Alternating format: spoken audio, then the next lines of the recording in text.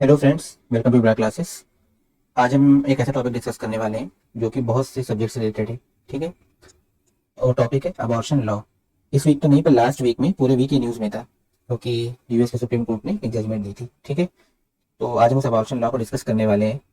और ये topic polity से भी रिलेटेड है, वर्ल्ड अफेयर से भी रिलेटेड है, एंड एथिक्स से भी रिलेटेड है। ठीक है। और ये बहुत ही कॉम्प्रिहेंसिव वीडियो होने वाली है। इसमें जितने भी पॉसिबल क्वेश्चन होंगे, प्रीलिम के जितने भी फैक्ट्स होंगे, वो आपको पता चलेंगे, क्योंकि हम यूएस के साथ साथ इंडिया के भी एक्ट को डिस्कस करेंगे। ठीक है। इंडिया में अबॉर्शन लॉ कैसे ऑपरेट होता है वो, तो उसके जितने प्रीलिम फैक्ट्स हैं वो डिस्कस करेंगे, मेंस के क्या पॉइंट बन सकते हैं वो डिस्कस करेंगे, एंड एथिक्स में अगर ये क्वेश्चन आ जाए तो उसमें कैसे डील करेंगे हम ये भी देखेंगे। तो चलिए स्टार्ट करते हैं आज का टॉपिक। सबसे पहले हम ये देखेंगे कि न्यूज़ में क्या था। तो आपने पढ़ा ही होगा, लास्ट वीक न्यूज़ आई थी कि जो यूएस का सुप्रीम कोर्ट है, फेडरल कोर्ट, उन्होंने एक जजमेंट को ओवरटर्न किया था, मतलब खारिज कर दिया था। वो जजमेंट क्या थी? रो वर्सेज वेड 1973। 1973 में यूएस के कोर्ट ने एक जजमेंट दिया था कि जो अबॉर्शन है वो वुमेन का कॉन्स्टिट्यूशनल राइट है। यूएस के जो स्टेट्स हैं उनका अपना अपना लॉ था। कई लॉ बैन करते थे अबॉर्शन को, कई अलाउ करते थे।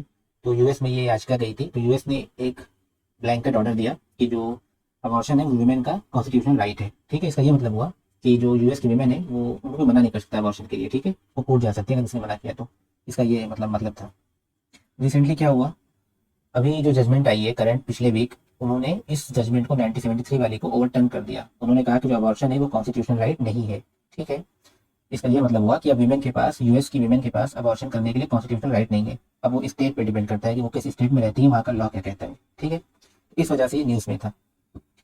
तो जो जजमेंट है वो वर्सेस वेड की 1973 वाली, उस जजमेंट में क्या था कि जो वीमेन है वो अबॉर्शन कब तक करवा सकती हैं? फीटल वायबिलिटी तक। फीटल वायबिलिटी एक टर्म आता है अबॉर्शन के न्यूज़ में, आपको पता होना चाहिए कि होता क्या है। फीटल वायबिलिटी का मतलब, जो बेबी है उसको अगर मदर से बाहर निकाल दिया जाए, डिलीवरी हो जाए उसकी, तो वो सर्वाइव कर पाएगा कि नहीं। अगर वो सर्वाइव कर पाएगा मतलब वो फीटस जो है वो वाइबल हो गया है। वाइबल मतलब सर्वाइवल के सेंस में बोलते हैं। ठीक है। तो फीटल वाइबिलिटी का मतलब, अगर बेबी को वूम से बाहर निकाल दिया जाए तो वो सर्वाइव कर लेगा कि नहीं, इसको फीटल वाइबिलिटी कहते हैं। और इसी से पता चलता है कि अबॉर्शन हो सकता है या नहीं। अगर वो वाइबल नहीं है मतलब अबॉर्शन हो सकता है, अभी उसको पर्सन मतलब कंसिडर नहीं किया जा रहा है बच्चे को। ठीक है। लेकिन अगर वो वाइबल हो गया है मतलब उसकी भी अपनी एक राइट्स इन्वोक हो गए, फंडामेंटल राइट्स, ह्यूमन राइट्स, क्योंकि वो जिंदा है। जिंदा का मतलब वो शुरू से था। मतलब अब वो अगर वो बाहर निकाला जाए तो सर्वाइव कर सकता है। ठीक है। इसमें इसको फीटल वाइबिलिटी कहते हैं। तो जो जजमेंट था रो वर्सेस वेड का, उसमें यही था कि फीटल वाइबिलिटी तक अबॉर्शन कर सकते हैं। लेकिन जो स्टेट्स हैं वो अपने हिसाब से बताते हैं, कोई 15 वीक, कोई 16 वीक, 15 वीक तक अबॉर्शन हो सकता है, 16 वीक तक हो सकता है। वैसे फीटल वाइबिलिटी जो होती है ऑन एवरेज मेडिकल साइंस के अकॉर्डिंग 24 वीक्स होती है। ठीक है। तो ये यूएस का न्यूज़ था। तो वहाँ पे क्या जजमेंट थी, कैसे ओवरटर्न किया, और अभी क्या स्टेटस है कि स्टेट डिसाइड करेगा अपना अपना। ठीक है। इसके बाद हम देखेंगे कि अगर ये यूएस की न्यूज़ है तो इंडिया में क्या पूछ सकते हैं, कि इंडिया में अबॉर्शन लॉ का क्या स्टेटस है, लीगल है, इलीगल है, अगर है तो कौन से एक्ट से वो ऑपरेट होता है, ये सब हम देखेंगे। ठीक है। ये प्रीलिम के लिए काफी इंपॉर्टेंट फैक्ट्स हैं जो अब आने वाले हैं। ऊपर वाला आपको पता होना चाहिए था जो मैंने यूएस के बारे में बताया। और इसके बाद अब इंडिया का देखेंगे। तो इंडिया में क्या स्टेटस है? इंडिया में अबॉर्शन लीगल है। एक एक्ट है, medical termination of pregnancy act 1971। ठीक है। एमटीपी एक्ट कहते हैं उसको, एमटीपी एक्ट 1971। ठीक है। तो उसमें रेगुलेशन दिया हुआ है कि कैसे अबॉर्शन लॉ इंडिया में काम करता है। फॉर एग्जाम्पल, अगर 20 वीक्स तक की प्रेगनेंसी है, 20 वीक्स तक की प्रेगनेंसी, ठीक है, तो अबॉर्शन हो सकता है, लेकिन एक रजिस्टर्ड मेडिकल प्रैक्टिशनर का ओपिनियन चाहिए उसमें, मतलब एक डॉक्टर से पूछ कर ही। और वो डॉक्टर क्या होना चाहिए? रजिस्टर्ड होना चाहिए एमटीपी एक्ट के अंदर। ठीक है। एक डॉक्टर की ओपिनियन की जरूरत होती है 20 वीक्स तक। सेकेंड, उसके बाद 24 वीक्स तक भी अलाउड है, लेकिन उसमें कुछ कैटेगरी है, सबके लिए अलाउड नहीं है। नॉर्मल लोगों के लिए 20 वीक्स तक है।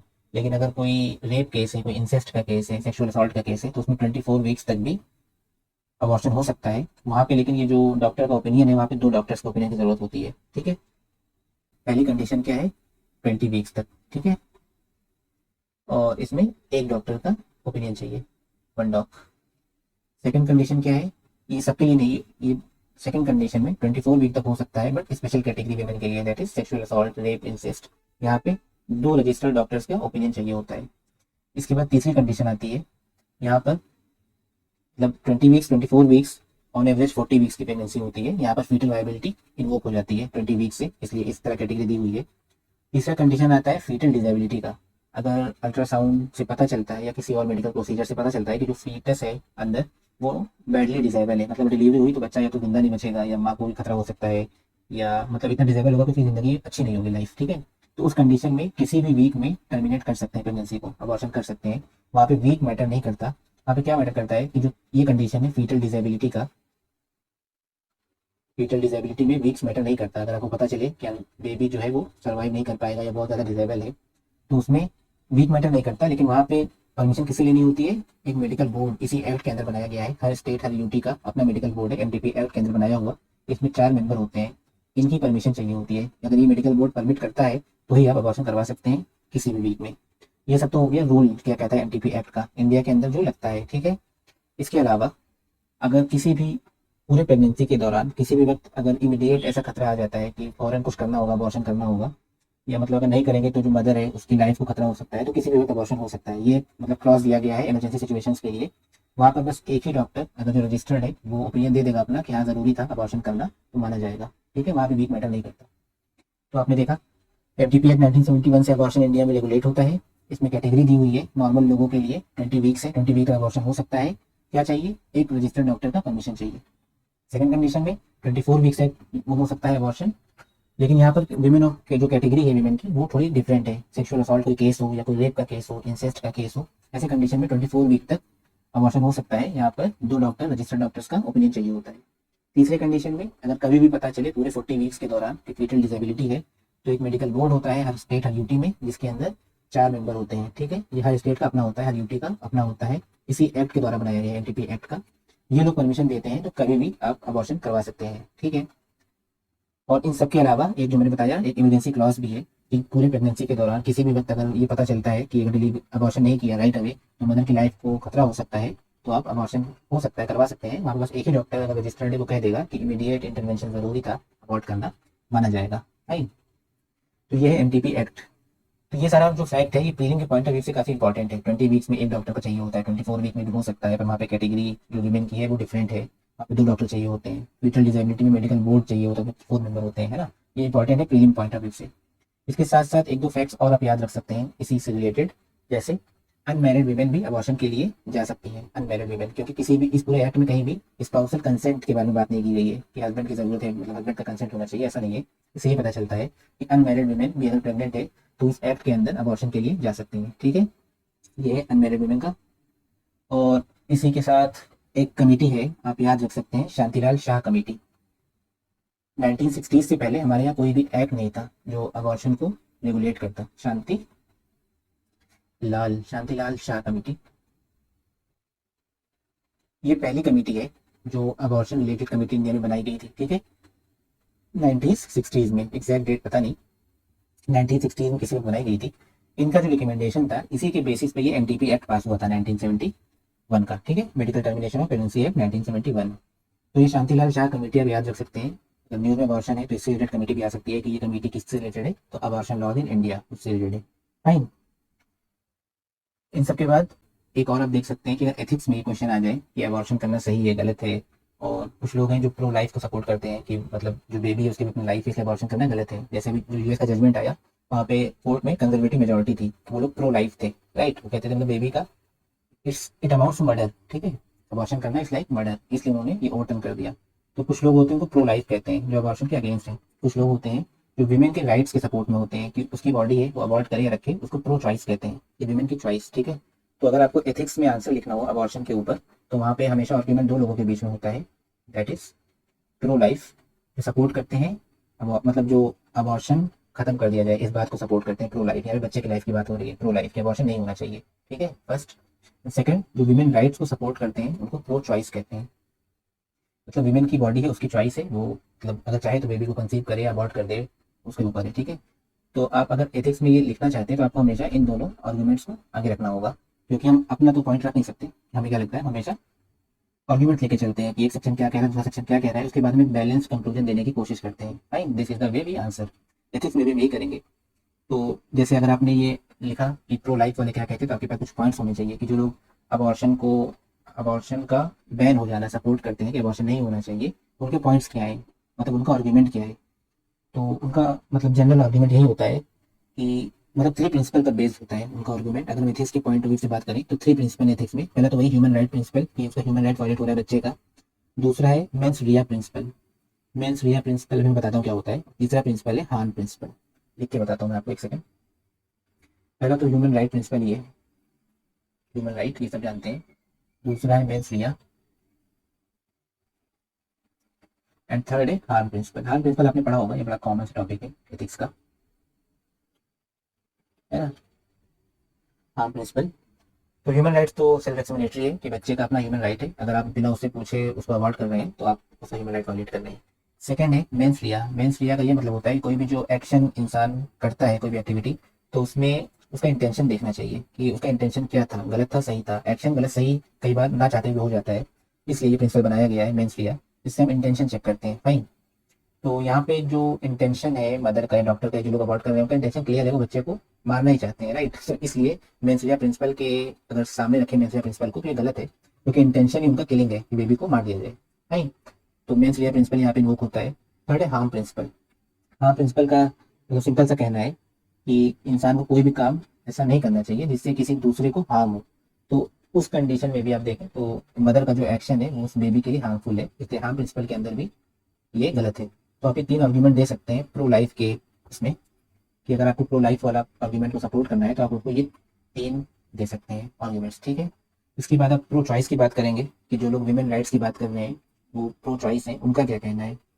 तो उनका ये कहना है कि प्रो चॉइस जो पोजीशन है वो एथिकली जस्टिफाइबल है, क्यों, और अबॉर्शन होना चाहिए as long as the procedure is safe. अगर सेफ प्रोसीजर से अबॉर्शन हो सकता है और विमेन का यही मतलब वही चाहती है मदर, वो भी कंसीव नहीं करना चाहती, डिलीवरी नहीं करना चाहती, ठीक है, अबॉर्शन उसका चॉइस है। इसके पीछे बैकिंग क्या है, इसका सिंपल सा बैकिंग यही है कि विमेन की अपनी बॉडी है, उनका अपना राइट है, और वो उस बॉडी के साथ क्या करती हैं, उस बॉडी में क्या चीज रहना चाहिए क्या नहीं रहना चाहिए, उनका अपना डिसीजन है, ठीक है। कोई और इसमें फोर्स नहीं कर सकता, ना कोर्ट ना स्टेट। विमेन अगर चाहे तो करे, विमेन चाहे तो ना कंसीव करे, ठीक है। पहले तो आर्ग्यूमेंट यही है। दूसरा एक प्रिंसिपल ऑफ ऑटोनॉमी का आर्ग्यूमेंट है, principle of autonomy. Principle of autonomy जो आता है वो बायो एथिक्स से आता है। बायो एथिक्स में क्या कहते हैं, डॉक्टर जो होते हैं वो हमेशा जो पेशेंट होता है उसके कंसेंट के बिना कुछ नहीं करते, ठीक है। तो वो पेशेंट की ऑटोनॉमी है, वो जो चाहे वही होगा। मतलब डॉक्टर को बताना पड़ता है पेशेंट को कि उसके पास क्या क्या ऑप्शन है, बेस्ट ऑप्शन क्या है। उसके बाद पेशेंट अगर कंसेंट देता है तो ये बात आगे बढ़ती है, ठीक है। इसको प्रिंसिपल ऑफ ऑटोनॉमी कहते हैं। यहाँ पर भी वो लागू होता है, अगर मदर का कंसेंट नहीं है या है तो उसी के अकॉर्डिंग काम होना चाहिए। तो बायो एथिक्स का जो प्रिंसिपल ऑफ ऑटोनॉमी है वो प्रो चॉइस को सपोर्ट करता है, ठीक है। तो इसके अलावा जो प्रो चॉइस के प्रोपोनेंट्स हैं जो सपोर्ट करते हैं वो ये भी कहते हैं कि जो बेबी है वो एक्चुअल में एक पोटेंशियल पर्सन है, एक एक्चुअल में पर्सन नहीं है। मतलब ऐसा नहीं है हम एक्चुअल में किसी का मर्डर कर रहे हैं, वो तो बच्चा भी आया ही नहीं है दुनिया में, ठीक है। वो एक पोटेंशियल पर्सन है, वो डिलीवर किया गया तो वो आगे चल के एक पर्सन बनेगा, उसके राइट्स होंगे। अभी वो बस एक फीटस है। इसलिए भी यहाँ पर अगर वे किया जाए दोनों के राइट्स को तो वीमेन के राइट ज़्यादा पावरफुल है बच्चे से। तो ये दो तीन जो आर्ग्यूमेंट्स हैं, principle of autonomy and potential person वाला जो मैंने पॉइंट बताया, है ना, कि जो बेबी है वो भी पोटेंशियल पर्सन है। पोटेंशियल मतलब हो सकता है पर भी पर्सन नहीं है, पोटेंशियल पर्सन कहते हैं ऐसे को, ठीक है। तो ये सारे पॉइंट्स आप रख सकते हैं अगर आपको एथिक्स में लिखना हो। अगर एथिक्स नहीं मेंस में लिखना हो तो आप कैसे सपोर्ट करेंगे। आप ये नहीं कह सकते कि आपको लगता है कि प्रो लाइफ होना चाहिए, आपको लगता है, आपको लगने से नहीं होता, आपको हमेशा एक आर्ग्यूमेंट देना होता है और एकेडमिकली आपको हमेशा किसी चीज़ से बैक करना पड़ता है। तो ये सारे टर्म आप यूज़ करके एक अच्छा खासा आंसर अपना लिख सकते हैं जो एकेडमिक लगेगा देखने में। इसके बाद लास्ट में कंक्लूजन हम कैसे लिखें, अगर हमको अबॉर्शन पे आंसर लिखना हो तो हम कोई एक साइड नहीं ले सकते, राइट, कि हम प्रो लाइफ बन जाए या प्रो चॉइस बन जाए। हमें हमेशा बैलेंस कंक्लूजन लिखना होता है। तो हम किस तरह का पेपर लिख सकते हैं, हम ऐसा कुछ लिख सकते हैं, अकॉर्डिंग टू एक्सपर्ट्स प्रोहिबिटिंग और restricting abortion services does not eliminate the need for abortion. मतलब अगर हम अबॉर्शन पे रिस्ट्रिक्शन लगा दें, अबॉर्शन नहीं होगा, तो इससे अबॉर्शन की नीड नहीं खत्म होगी, सिर्फ एक्सेस खत्म होगा। मतलब अबॉर्शन का नीड तो रहता ही है, लेकिन अगर हम बैन लगा देंगे तो सिर्फ एक्सेस पे बैन लग सकता है। लेकिन इसका नुकसान क्या होगा, अबॉर्शन की जरूरत तो तब भी रहेगी, तो लोग इलीगल तरीके से अबॉर्शन करवाने लगेंगे, है ना। अगर बैन हो जाएगा तो लोग अंडरग्राउंड चले जाएंगे, ब्लैक मार्केटिंग जो होती है हर चीज़ों में, इसमें भी मतलब इलीगल तरीके, अनसेफ तरीकों से मतलब होगा, जिससे मतलब बच्चा तो उसको तो नुकसान होगा, ये जो मदर है मैटरनल मोर्टेलिटी इस पर भी नुकसान हो सकता है। तो ये इसका नुकसान है जो बैन हो जाता है, ठीक है। तो हम ये नहीं कहेंगे गलत है, सीधा ये बात लिखेंगे कि रिस्ट्रिक्शन लगाने से अबॉर्शन के एक्सेस पे मतलब इफेक्ट पड़ता है, उसके नीड पर नहीं पड़ता। और instead of limiting abortion rates, इसको लगाने से अबॉर्शन खत्म नहीं होते बट अनसेफ प्रोसीजर का रिस्क बढ़ जाता है, ठीक है। और ये सब जो होता है इसका जो डिसप्रपोर्शनेटली इफेक्ट होता है किसको होता है, पुअर को होता है, ठीक है। जो अमीर है वो तो कहीं से भी कर लेगा, है ना। दूसरे अगर मान लीजिए अमेरिका की बात करें, वहाँ 50 स्टेट हैं, किसी एक स्टेट में जहाँ पे लेट्स से कंजर्वेटिव गवर्नमेंट है, उन्होंने बैन कर दिया, किसी दूसरे स्टेट में डेमोक्रेटिक गवर्नमेंट है, दूसरी पार्टी की लिबरल गवर्नमेंट, वहाँ पे अबॉर्शन अभी भी हो रहा है, तो जो अमीर है वो तो ट्रैवल करके दूसरे स्टेट में चला जाएगा और वहाँ जाके अबॉर्शन करवा लेगा, है ना, क्योंकि उस स्टेट में अलाउड है। गरीब पे सबसे ज्यादा प्रॉब्लम आएगी, जो पुअर है ना, वो ट्रैवल नहीं कर सकते, वो पैसे नहीं है, तो वो क्या करेंगे, अनसेफ तरीकों से प्रोसीजर करेंगे, है ना, कोई होगा जो इलीगल तरीके से कर रहा होगा लॉ की नजरों से बच के, तो उसके पास जाएंगे। तो यहाँ पर आप देखो तो ये रिग्रेसिव भी है, राइट, पुअर पे ज्यादा इफेक्ट पड़ रहा है इन चीजों का। तो ये दो पॉइंट हम हाईलाइट करेंगे। पहला कि बैन करने से जरूरत खत्म नहीं होती, दूसरा इसका जो इम्पैक्ट है वो पुअर पे ज्यादा होता है, तो ये डिसप्रपोर्शनेटली रिग्रेसिव है, ठीक है। इसके बाद लास्ट में हम पॉजिटिव बात पे खत्म करेंगे, तो हम ऐसा कुछ लिख सकते हैं कि therefore it is necessary for the policy makers, जो लोग लॉ बना रहे हैं उनको चाहिए कि to bring such laws on abortion which balances women's bodily autonomy with rights of unborn child. ऐसा लॉ बनाए पॉलिसी मेकर्स जो विमेन की बॉडीली ऑटोनॉमी और बच्चे का जो राइट है अनबॉर्न चाइल्ड का, वो दोनों को बैलेंस करे, किसी एक के हाथ में ना जाए कि प्रो लाइफ ही हो जाए प्रो चॉइस ही हो जाए, दोनों को बैलेंस करे, है ना। और जो लॉ हो साइंटिफिकली साउंड हो, लिटिल वाइबिलिटी कितने वीक पे होनी चाहिए, ये सब साइंटिफिकली साउंड हो, लोग आर्बिट्ररी ना बना दे कि 15 वीक 6 वीक 7 वीक जिसको जो मन में वो कर दे।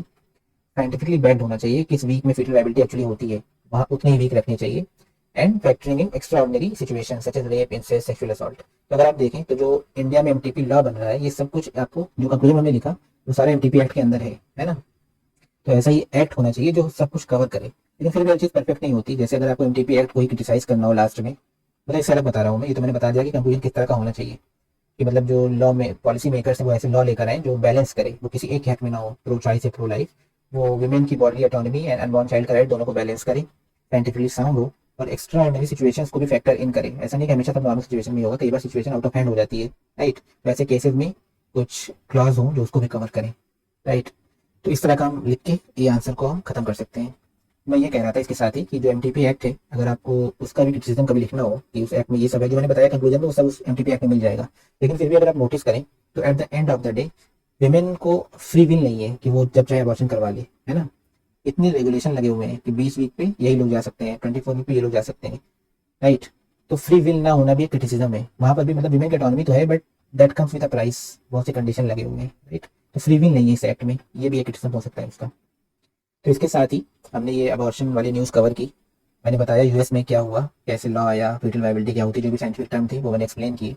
इंडिया में जो एक्ट है कब आया, कौन सी कमेटी के सजेशन पर आया और कैसे कैसे वो काम करता है, कितने रेगुलेशन लगे हुए, सब मैंने डिटेल में बताया। आई होप आपको सब कुछ क्लियर हो गया हो। आप इन सब का नोट्स चार्ट बना सकते हैं याद रखने के लिए। एंड इस वीडियो को पूरा देखने के बाद आई होप 90% जो यहाँ से क्वेश्चंस बन सकते हैं, लॉजिकल क्वेश्चन, वो सब कवर होंगे। हम कभी 100% नहीं कर सकते, of course that would be an exaggeration, क्योंकि अनकन्वेंशनल क्वेश्चन कहीं से भी आ सकते हैं, राइट। इसी टॉपिक से अभी भी इतने क्वेश्चन बन सकते हैं कि आपको पता भी नहीं चलेगा। बट एक जो बेसिक कन्वेंशनल नॉलेज जो होती है, इतना आपको पता है, अगर आप इस पर भी लॉजिकल सोचेंगे इसी चीज़ के ऊपर, तो आप कई आंसर और बता सकते हैं, राइट। इतना तो आपको बेसिक मिनिमम पता होना चाहिए तैयारी के उसमें। तो आई होप इसके साथ मैंने पूरा ये न्यूज़ कवर कर लिया है। फिर भी अगर आपको कोई डाउट हो तो आप कमेंट करके पूछ सकते हैं। आई होप आपको ये वीडियो पसंद आई हो। आप चैनल को सब्सक्राइब कर सकते हैं, क्योंकि इस तरह के टॉपिक्स पे न्यूज़ हम लाते रहते हैं। Thank you for watching, see you in other video.